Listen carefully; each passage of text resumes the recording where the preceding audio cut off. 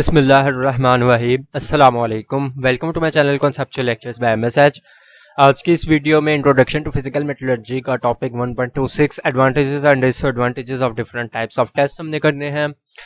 अब ये जो हमने हार्डनेस के डिफरेंट टेस्ट पढ़े हैं, ब्रेनर, रॉकवेल, विकर, इनके एडवांटेजेस क्या है, डिसएडवांटेजेस क्या हैं और इनकी बेस पे हमने कौन सा टेस्ट सेलेक्ट करना है, वो सब आज हम डिस्कस करेंगे। उससे पहले अगर आपने मेरा चैनल सब्सक्राइब नहीं किया तो उसको लाजमी सब्सक्राइब कर लें, बेल आइकन को भी प्रेस कर दे ताकि नई आने वाली वीडियोस की आपको नोटिफिकेशन मिल जाए।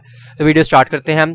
तो जो हमने बेसिकली अब टेस्ट सेलेक्ट करना है वो ईज ऑफ परफॉर्मेंस की बेस पे करना है कि कौन सा टेस्ट हमारे लिए परफॉर्म करना ईजी है और किस में हमें एक्यूरेसी ज़्यादा अच्छी मिल जाएगी।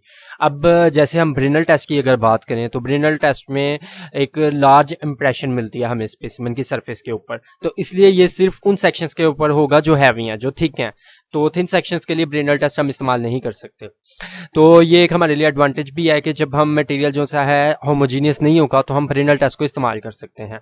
इसके अलावा क्या है कि जो टेस्ट पीस की जो सरफेस है, जब हम ब्रेनल टेस्ट को रन करेंगे तो वो स्मूथ ना भी हो तो चलेगी। तो एक और ये भी फ़ायदा हमारे पास। लेकिन अब इसमें नुकसान क्या है कि इसमें जो हमें माइक्रोस्कोप यूज़ करते हैं to measure the diameter of the impression is not so convenient as reading a dial gauge. तो ये हमारे लिए माइक्रोस्कोप यूज़ करना इस केस में फिर ईजी नहीं रहेगा, कन्वीनियंट नहीं रहेगा। और दूसरा इसमें डिसएडवांटेज क्या आएगा कि जो डिफॉर्मेशन हो जाती है स्टील बॉल की, तो इसलिए हम ब्रेनल टेस्ट को 500 HB से ऊपर नहीं यूज़ कर सकते। और इसी तरह अगर हम टंगस्टन का यूज़ करेंगे, टंगस्टन कार्बाइड का यूज़ करेंगे बॉल इंडेंटर, तो 650 HB से ऊपर हम नहीं कर सकते। इसके बाद आता है नेक्स्ट रॉकवेल की। अगर हम बात करें तो ये सिंपल है ऑपरेट करने में, और इसका जो लोड है और जो इंडेंटर है ये ब्रेनल से स्मॉलर है, छोटे साइज की होते हैं, तो इसलिए हम ये थिनर स्पेसिमेंस में यूज करते हैं।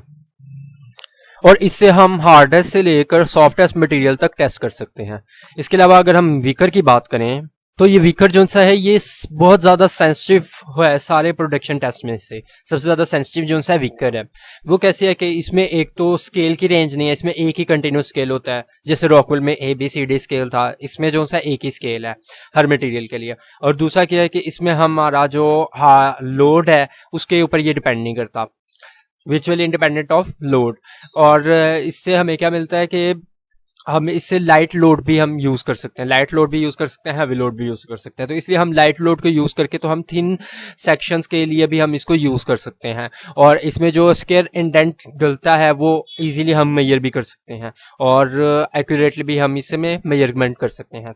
इसके बाद अगर हम माइक्रो हार्डनेस टेस्ट की बात करें तो ये बेसिकली लैब टेस्ट है और ये बहुत ज़्यादा लाइट लोड्स के लिए यूज़ होता है, जिसमें हम लाइट लोड इसमें इस्तेमाल करते हैं। तो इसलिए हम वेरी स्मॉल पार्ट्स और थिन सेक्शंस के लिए हम इसको यूज़ करते हैं। और इससे हम इंडिविजुअल कंस्टिट्यूएंट की हार्डनेस हम डिटरमिन कर सकते हैं, इंडिविजुअल कंस्टिट्यूएंट्स की। जैसे किसी भी माइक्रो स्ट्रक्चर में किसी एक खास हमने कंस्टिट्यूएंट की हार्डनेस मालूम करनी है ना, तो उसके लिए हम ये टेस्ट यूज़ करेंगे। तो जैसे अब इसमें जो इंडेंटेशन है वो बहुत ज़्यादा स्मॉल है, तो इसलिए इसकी सरफेस भी बहुत ज़्यादा अच्छी फिनिश होनी चाहिए। तो इसलिए हमने क्या करना है, इसको जो सरफेस फिनिशिंग है इसमें बहुत ज़्यादा एहतियात करनी है इसकी सरफेस फिनिशिंग के लिए। तो सरफेस फिनिशिंग के लिए हम जो टेक्निक यूज़ करते हैं वो है मेटालोग्राफिक पॉलिशिंग, जो कि हम नेक्स्ट सेक्शन में पढ़ेंगे 1.14 से 1.19 तक। इसके बाद आता है सेलेरोस्कोप का जो प्रिंसिपल एडवांटेज है वो ये है कि इसमें जो इम्प्रेशन है वो बहुत ज़्यादा स्मॉल होते हैं। और दूसरा क्या है कि ये जल्दी से टेस्ट हो जाता है, रैपिडिटी ऑफ टेस्टिंग है इसमें। और तीसरा क्या एडवांटेज है कि इसमें हम जो टेस्टिंग इक्विपमेंट है वो पोर्टेबल होता है, ठीक है। लेकिन इसमें जो रिजल्ट है वो इनएक्यूरेट भी हो सकता है अगर हम ज़्यादा एहतियात इसमें ना करें। तो एहतियात जो हमने करनी है वो ये है कि जो ट्यूब है उसको हमने टेस्ट पीस के परपेंडिकुलर रखना है, और अगर कोई थिन पीस है जिसको हम टेस्ट कर रहे हैं तो उसको हमने प्रॉपर्ली सपोर्ट करना है और क्लैंप करना है।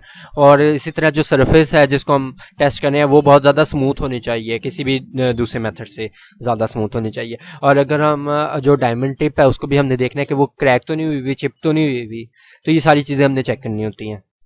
तो ये था आज का छोटा सा टॉपिक। उम्मीद है आपको वीडियो पसंद आई होगी। वीडियो को लाइक जरूर कर दें और चैनल को सब्सक्राइब कर दें। Thank you so much.